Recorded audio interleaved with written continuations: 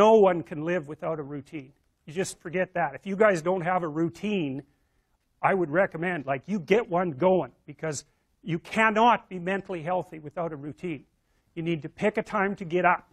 Whatever time you want, but pick one and stick to it, because otherwise you dysregulate your circadian rhythms and they regulate your mood. And eat something in the morning. I've had lots of clients who've had anxiety disorders. I had one client who was literally starving. Very smart girl. There's very little that she liked. She kind of tried to subsist on like half a cup of rice a day. She came to me and said, I have no energy. I come home, all I want to do is watch the same movie over and over. What, like, is that weird?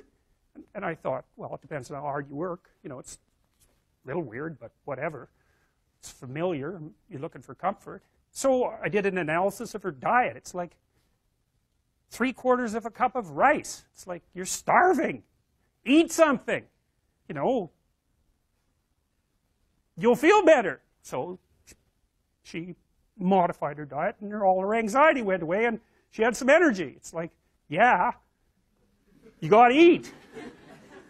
So a schedule, that's a good thing, man. Your brain will thank you for it. It will stabilize your nervous system.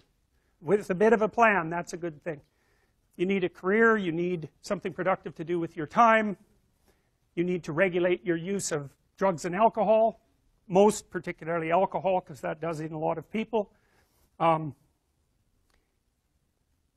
need a family, like the family you have, your parents and all that. It'd be nice if you all got along. You could work on that. That's a good thing to work on. And then, you know, you probably need children at some point. And that's life.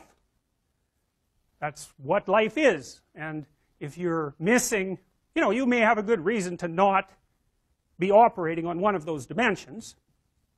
It's not mandatory. But I can tell you that if you're not operating reasonably well on 4, I think I mentioned 6, if you're not operating reasonably well on at least 3 of them, there's no way you're going to be psychologically thriving.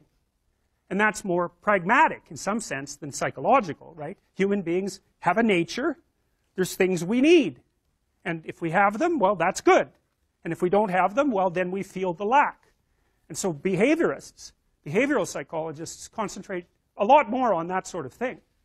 You know, it's practical. It's like strategizing. Make a career plan. Figure out how to negotiate, because that's bloody important. Figure out how to say what you need. Figure out how to tell the truth to people.